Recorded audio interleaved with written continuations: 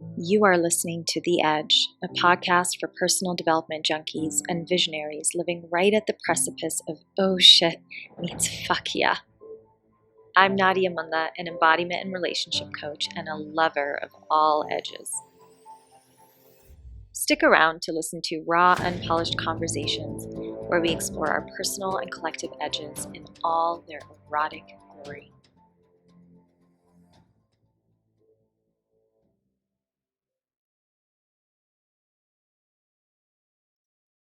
Okay, you guys are getting me super early. I have been up since 4 a.m. thinking about today's podcast topic, which was not on the agenda at all. And, I'm usually not someone who's up at 4 a.m. thinking about anything. I'm usually just asleep. But here we are, and I just grabbed my phone, and I feel the incredible need to sit down and talk to you all about what's been on my mind. And that is the shadow of extraction in our world. And like many things in my work, I often see a pattern that starts with clients,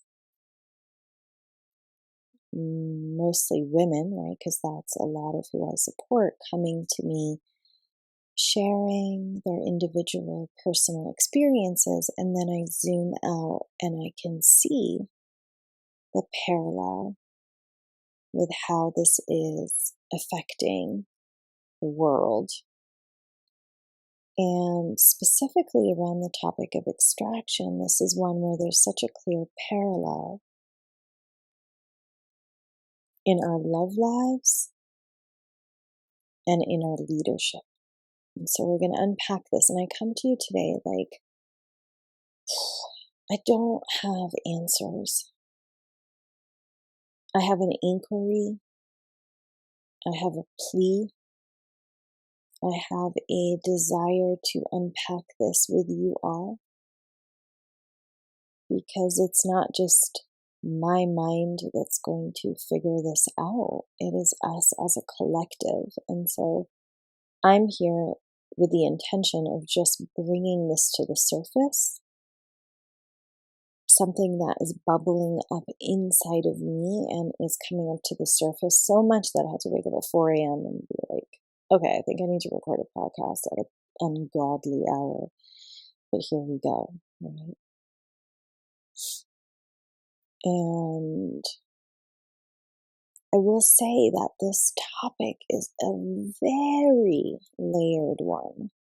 So much so that I started recording this a couple of times, and I don't know if it's because it's 5 in the morning, or if I think it's truly the complexity of this conversation. But like, I found myself confusing myself. And so I had to stop and be like, wait, what am I saying? Where am I going with this? Because it's deeply, we're going to go to a few deeply philosophical places, and they feel important. And they're also directly connected to power, submission, dominance, extraction, feeling taken advantage of, feeling violated, and also everything we're doing to the planet. Because those of you who are not hopping on here for the first time, listening to me for the first time, you probably have heard me, because this sort of comes up over and over again as a through line in my work. I've heard me say that everything is about sex in the world. Everything is the dance of energetic sex. At all times, we are engaging in a relational dance. that is erotic. And sometimes it's the shadow. And so we're going to talk about that today. All right, let's see where to begin. Many years ago, and I say many, I mean, I'm talking like 20-something years ago when I was in university, one of my majors was sociology. So I've always been like a little obsessed with social trends and zooming out and looking at the collective. And it's like it's a lens that I naturally have, that it's just how I see the world, right? So anyways, in this university class at McGill in Montreal, Canada, I remember reading an article that was very famous by Andrea Dworkin. I'm not sure how to say her name. And it was I remember it infuriated me at the time, and it was a very controversial article amongst feminist scholars. And it was all about, like, one of her, like, I guess, premises to this article was essentially that as women in a female body, okay, specifically in a female body, we are in a position of vulnerability, I don't remember if she used the word weakness, but there was alluding to that. Because in specifically the sexual act, okay, of, it's called P in the V, okay, because obviously there's a lot more to sex than that, and many different variations. But when we're talking specifically about heterosexual sex, okay, a male body, a female body, penis enters the vagina. This is what we're referring to in this conversation and in her article. She was saying essentially that women are, because of our anatomy, we are naturally in a position of vulnerability and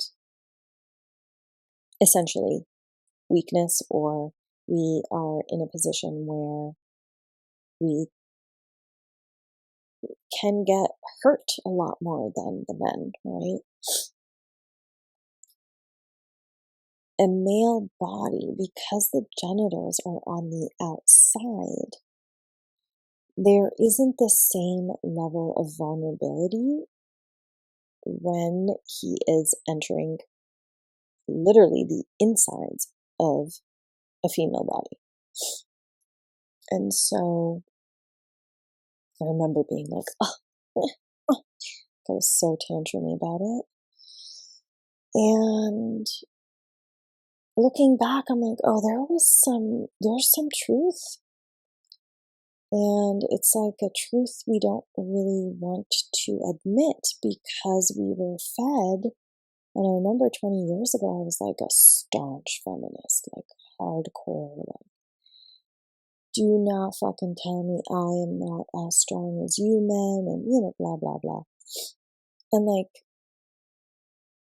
you guys, I'm sure if I went to the gym and trained really hard, I could probably lift as much as some of my male counterparts, but like on an essential level, like if we both did not work out, right, it's just generally speaking as a trend. I'm not saying there aren't outliers, there aren't people who do all that, but naturally women have better lower body strength, men have more upper body strength. It's just sort of how it is as a general trend, statistically, guys, not every single person. So there is this way in which I got mad at her, and I think a lot of other people did, because I was like, I did not want to accept my nature in a female body. Because of course, it's so natural for us to want to protect ourselves. And to be like, no, I'm as strong and I can go take, defense classes and whatever. So I bring this up because in any power play, conscious or unconscious, there's like stand-ins. And so when I look at everything as fractal, our individual experiences as, human to human in our romantic relationships are often a fractal of what's going on in the collective, what's going on in our relationship with the planet, what's happening in leadership, and just across the board, all the layers. And so here, when we look at the female body is a fractal. Let's just play with this as a hypothesis, right? A fractal of Mother Nature. And the male body is I'm just going to say the dominant force. Essentially the extractor. And if we look at this, this is part of our nature, right? You think back hundreds of years ago, extraction is not just a modern day thing. We know from the history books that there's, pillaging of villages, and there's, the armies that would come in and take everything. There was a conquering, we all, in all of us, irrespective of what bodies we're in, have this energy that wants to take, that wants to conquer. This energy that is extractive. Let's just call it that. And yet I think what's been happening lately that's different in modern society is the pendulum has swung in the direction of extraction without it swinging back to the other side, which is planting seeds, nourishing. There's become this entitlement to what we should be able to extract, right? I just get up and go to Whole Foods or whatever grocery store, and I buy almond milk and I finish it, and then I throw the plastic thing / I recycle it, but we all know that recycling is sort of a bit of a scam. It's just like a little oh look, we're doing our thing, but we know it's not really actually helping that much. So, okay, I recycle the plastic bottle that it comes in, I go back the next week, and I expect almond milk to be there. In fact, I'm annoyed when it's out of stock, let's say. There is an entitlement in all of us where we do not realize the extractive properties with something. And I'm not just saying it's almond milk. I'm not over here going all right. We all know that there are eco consequences to so many of the things we consume, whether it be on the vegan side or whether it be on the meat side. So that's not the conversation we're having today, right? But with almond milk, there is so much that goes into drinking or creating that bottle of almond milk that I then drink. There's a lot that I'm extracting. And so I'm not suggesting that this is just a man-woman thing, male-female, no. This is understand that this exists in all of us. But what's interesting to me, maybe I'm wrong.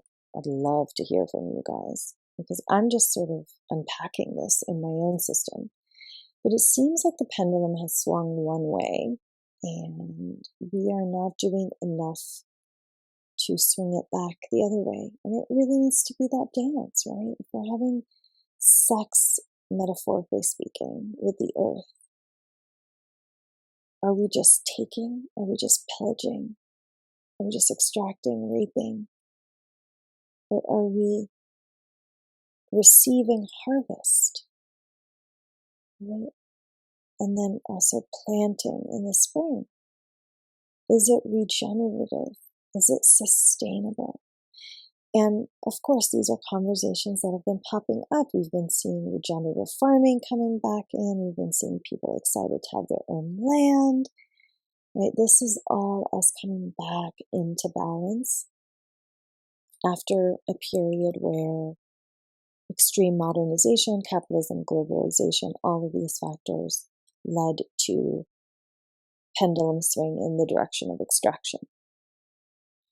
Now, this is being mirrored in our romantic relationships. And this is where it is becoming quite a gender thing. Now, again, I'm not suggesting this is the case with everyone, but the amount of clients, women that come to me who feel a deep level of extraction. Some of them know it consciously. Others come to me with painful sex woes, with low libido, with, they think it's those things. Oh, something's wrong with me. I'm having pain during sex, or, oh, I don't feel like having sex. So they think it's like low libido, or, just don't want to have sex, etc., etc. And it's like, underneath that, there's your animal and your oracle body going, something's coming at me here that does not feel safe, and I will close, I will reject. That is the way, that is our strength. Because our anatomy is set up so vulnerably, we also have a mechanism, a very strong sniffing out mechanism of, I will now shut down. And so then we wrong ourselves. Can you see how we add violence on top of violence when we go, what is wrong with me? And I will tell you guys, I have been in that situation more than I'd like to admit. And many years ago, when I was in that situation in a long-term relationship, I thought I was broken. Now, more recently, I've learned that this is just my body, even if my mind is like so into what's happening around me and I don't see any red flags. If my body is like a no, even a soft no, and obviously definitely a hard no, like something's off. And as women, we have to trust that mechanism because it is our strength. Everything in nature is balance. Everything. There's always a yin to the yang. There's always a night to the day, sun, moon. Like, it's impossible. Look around. There is always balance. And so we may look like, okay, our anatomy, there's a vulnerability aspect because we have to allow something to enter us, which can kill us. It's fucking vulnerable as fuck. And don't be mistaken, Mother Nature built in balance. There is an element of strength, and that comes from our oracle animal body that sniffs out when something should not be inside of us. But we have learned to override this, partly because of all the messages in media, because we feel so much pressure to be sexual objects, to be able to perform, to be at the beck and call of someone else. even if it's internalized and unconscious, right? Like a lot of us might be like, I'll do whatever I want. I'm an independent lady. Great. That's your mind. Body, there's all sorts of indoctrinated, deeply, sneaky programming that exists in all of us. That's internalized misogyny and patriarchy. It's all in there, unconsciously learned. I'm just taking a moment out of this episode to let you know that Chris Bale and I are hosting an event on October 7th about loving transitions, how to consciously navigate relationship shifts. And those shifts can be anything from a separation or moving into a deeper union, relationship format changing, introducing a new person, and lots more. So if that's something that you want to develop and acquire more tools for, then I highly recommend tuning in, whether it's live or the replay. Yes, you heard that right. There is a recording. So if you are hearing this after October 7th, no problem. You can still head to the link that's in the show notes and still purchase a recording of the class. It will be just as valuable to you. So I really hope to see you there and to serve you in the best way that we can. And so instead of us going, wow, look at my miracle body and the strength in me and this beautiful power, this powerful skill that I have that says no, we have learned to go, what's wrong with me? How many of us have done this? I'm raising my hand. We have learned to go, what's wrong with me? Do you think when we're out there monocropping and we've got so many practices that are all about extraction.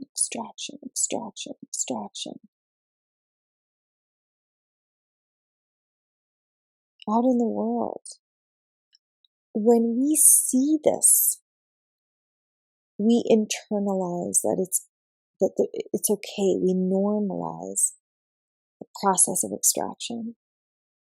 And so then we allow it in ourselves. And so the shadow for us as women is that we are allowing it and we're not standing in our power. The shadow in the men is that they are doing it in the context of sex and sexual power dynamics, which are not necessarily in the actual act of sex. It's the dance of energetic sex. It's the power play in any relationship. And so there's a plea in all of this, both to men and to women. The plea to the men is, see what you are doing. Change it. Notice the ways that you are hungry.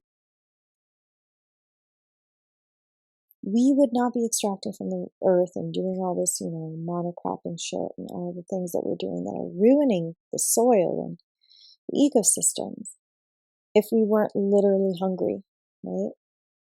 And we somehow think, oh, that's the way to do it. The way to fill ourselves is through having these, crazy huge just plots of land with one crop, and this is the way that, get shit out there. More food, more money, more, it's hunger. It's from a place of hunger. So extraction exists because hunger exists. However, hunger can be satiated in a different way. It's the difference between being like, I'm hungry, I'm going to go and try to fill my belly at a candy shop. Okay, so you eat, and then at some point, you're just going to feel maxed out, but you're still hungry because the actual nutrients you need, the fats and, the complex carbohydrates and the proteins, like they're not in the candy. And so we are doing the same thing, and I see it in the men. They're trying to get candy, and they are hurting us as a result. They see, on the outside, a candy shop looks so fun. You're like, look at all these colors, and the things are like shiny, glittery, and like, let me go inside. And so men are walking around being like, oh, look at the feminine energy, like shiny, glittery, colorful. Let me get some. And then they gorge on the sugar, and then they're not actually full.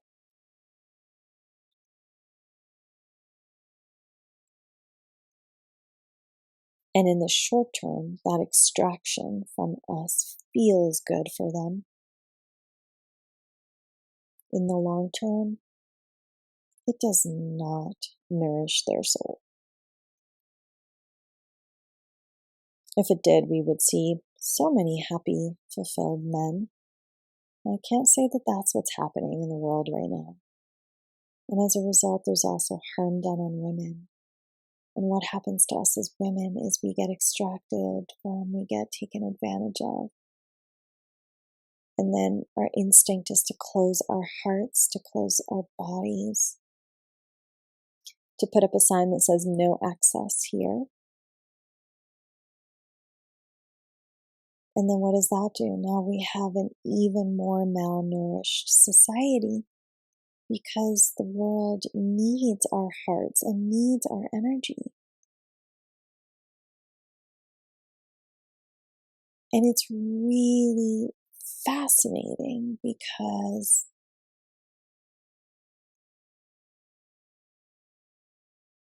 there is this inquiry I'm sitting in, and I'm not sure. I don't have an answer, but I look at Mother Nature and I'm like, okay, I can see evidence on how she is ever giving. We have extracted the shit out of her. We have fucking used her and manipulated her. And we have lately in the modern world taken, and not put back in. It's not everywhere, and it's not every single piece of land. Like I said, there's nothing wrong with harvesting. The same way that there's nothing wrong with a man wanting to enjoy the feminine energy of his woman. That's natural. But is he planting back into her? Is he giving her what she needs? Are we giving the earth what she needs? And often right now the answer is no, we're not. We're learning. We're like, okay, hold up. We got to do some regenerative farming over here. We got to fix the soil. We need to not destroy mini ecosystems by only planting one crop, which then kills everything and fucks with the soil, right? Like we need to stop with all the pesticides. Like we're learning baby steps. Still, we're far, far away from it being balanced. But this is exactly, it's fractal. What's happening in our bedrooms is what's happening in the world. And my plea to the men is enjoy our energy. Please enjoy our energy. There is nothing we want more than to be in our full radiance. But when you see that radiance and it looks like, the colors outside of a candy shop, and then you come and you just take, and you don't invest, you don't plant back in, then you are extracting our radiance. You are closing our hearts. You are making it really difficult for us to be in our essence. And I get it's a two-way street, and I have a plea for the women. I'm not saying it's just one way. The plea for the women is trust the balancing systems in your body. When you feel something is off, something is off. When you are needing to push past an experience, a feeling of tightness, closure, a lack of lubrication, contraction, if you are using tools like vibrators and lube, and I get that there's exceptions, I get that hormonal, like barring hormonal ups and downs, right? Which I get with a woman's life is complicated. But if we are using or heavily depending on these tools, it is again a way we are overriding our body's yes and no.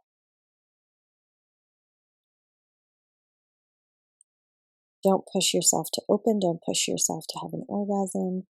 Don't push. Trust that there is something off.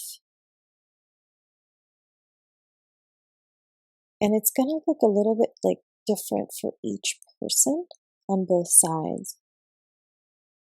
But for the men, invest, plant, and that often is going to look like committing and saying, hi,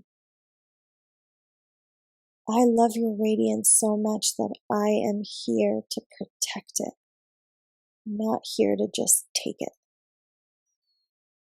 The same way with regenerative farming, you're not just looking at like, oh, well, I harvested whatever fruits and crop here, which as an isolated incident looks like extraction. But if you are on a plot of land and you are tending to it and you are loving it and you are taking care of it and you are saying, I am a custodian of this land, that is planting. Literally, you're literally planting. That is watering the soil. That is tending to this piece of land. And if we all took a small piece of land and tended to it, the world would be a lot healthier. The planet would be a lot healthier. Can you think about the amount of rich soil out there in the world? Holy shit, it would be amazing. Great. We need to do it on that level. We also need to start in our own homes, in our own internal ecosystems. We have to.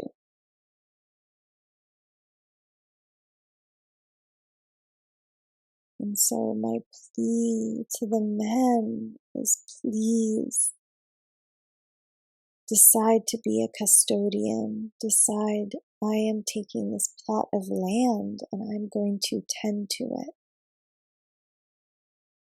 And now to some people that means a commitment like marriage. For some people it's an unorthodox love story. For some people it's a nonverbal commitment. I mean, there's so many formats. That's up to you and your individual needs. But there is a way in which a woman radiates, in which soil gets rich. When someone comes and says, I will take care of this, I am responsible for this, I am the protector of this, I am investing in this. And this is where I see the most heartbreak in my clients is them feeling like there is this extractive energy, this power play that goes one way. And like I said, this is a trend. I'm not suggesting there aren't situations where a woman is extracting from her male counterpart. I'm not suggesting that we aren't all as humans extracting from the bigger female body that is our planet, right? Like, it's not black or white if anyone here is trying to make it. It's not. There is a pattern. There is a trend. It's undeniable. I mean, I am such a champion of the men. Oh, God, I love the men. They are in an interesting time in history. It is a hard fucking journey for them right now. And I am asking them to rise up. Come on, guys. Do better. We can all do better. Let's do better together. Because ultimately, that's a win-win-win.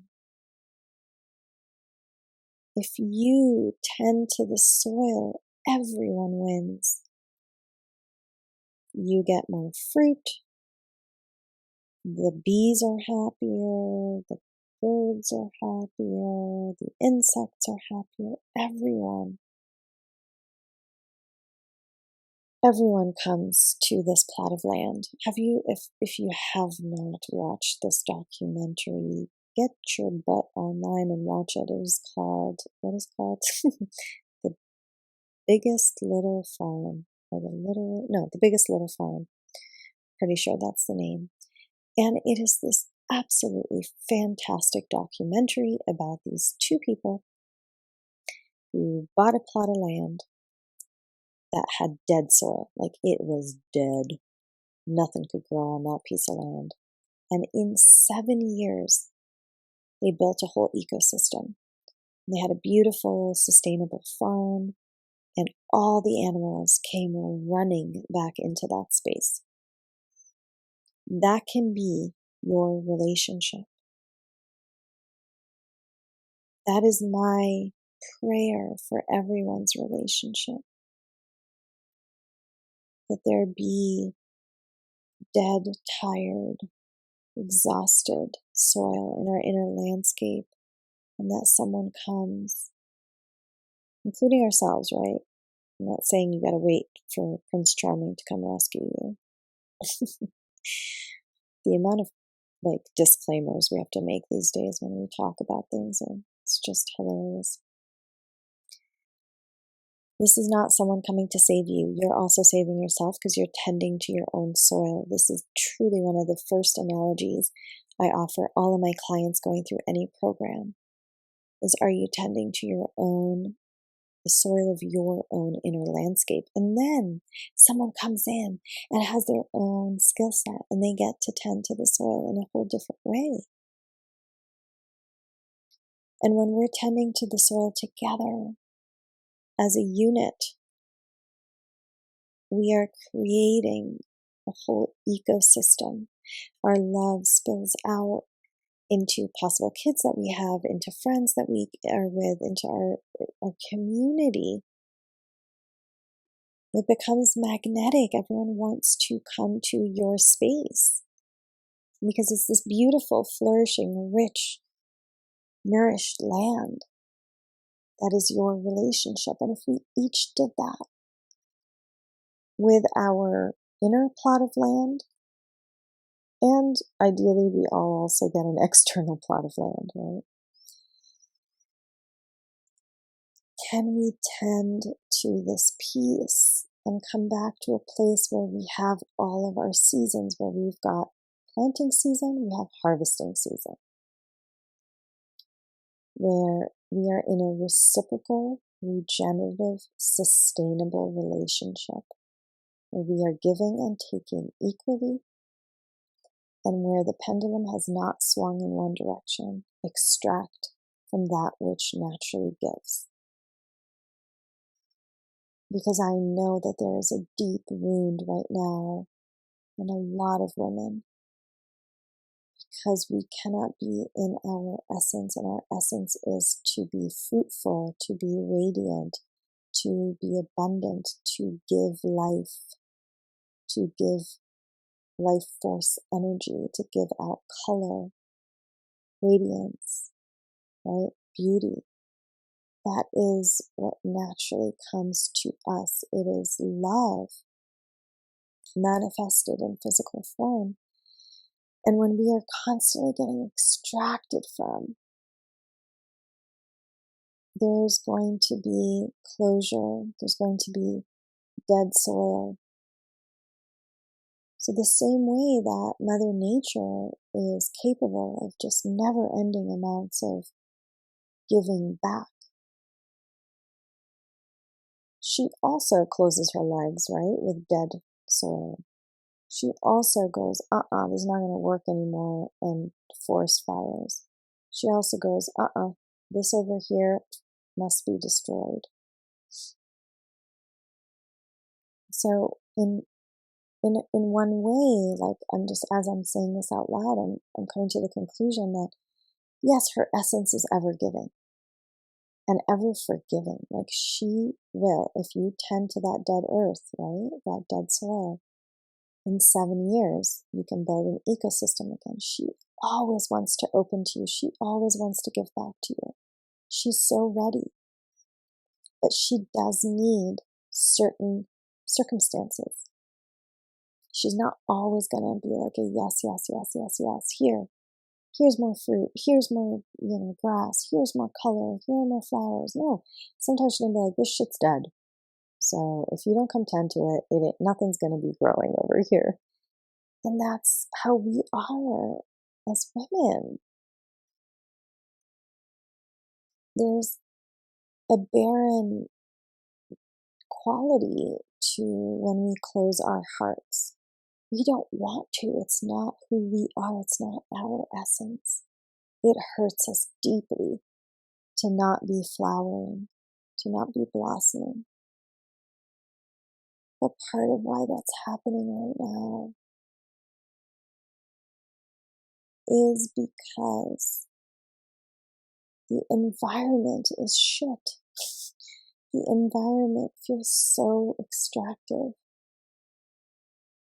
that we're tired, we're exhausted, and there's no nutrients left in our soul. We, of course, as women, must also work on keeping our hearts open and not closing at the first sign of extraction. But at the same time, we gotta get wiser about closing faster sometimes. It's a double-edged sword in a way. It's like there's two sides to the coin where it's like, if we stay open too long, we actually get more of the barren land because the extraction happens and we allow it. If we close, we're protecting some of the nourishment to a certain extent. What do you guys think? Let me know. I'm not sure. I'm just playing this one out, trying it out. And so I feel like I've looked at, all the different aspects here, and I'll just get really granular down to my own personal experience as we close this episode, which is that, I'm in the inquiry of, what do I do? In the face of so much extraction, do I close or do I stay open? And there's this part of me that wants it to be so black and white. Do this, do that. Like there's a prescription. And probably the truth is way more complex and way more nuanced, which is it depends on the situation. And that there's times to stay open and there's times to close. But I do really, as a prayer for all of us, hope that we can all come back into more balance. And so if you are someone who's always staying open, can you sometimes close? If you're always closed, can you sometimes open? If you're extracting, can you also plant? If you're planting too much, can you also harvest? We are so out of balance right now, and it is showing up in a lack of romantic relationships, because that is the building block of life. Romantic relationships create the next life. They also create more love in our communities. And when we've got 50% divorce rate and we've got so many people unhappy or unfulfilled in relationship or single, the building block is not love, it's loneliness. It's barren land. And then we're trying to plant inside dead soil. It's not working for us. Okay, I'm going to leave it there. I would love, love, love to hear your thoughts. I often come in with clear opinions, and this is just a place that I'm questioning, that I'm curious about, that I want to open dialogue around, that I want to understand better, where I also deeply want the men to know, as a woman, the experience that I'm having and the experience that I'm hearing from so many women, which is that we want to bear fruit. We want to give you the full blossoming radiance of our essence, and it's getting really, really difficult in an environment where we just feel stripped and taken and extracted from over and over and over again, with no gratitude, with no acknowledgement of how difficult it is for us to open our hearts, to open our lives, and to put ourselves in a position of so much vulnerability. And so, woman, man, whatever it is that you are doing, however you identify, the one thing that you can start doing right now is giving more thanks to the land. Start there, and maybe we can ripple it inwards to our own lives instead of outwards. And we can, through our gratitude to the bigger female body, can invite this into our personal lives. I love you guys so much. Thank you for listening. We would love for you to rate and review the show, and I'd love to know your takeaways from the episode. You can do that by DMing me on Instagram at Nadia Munla.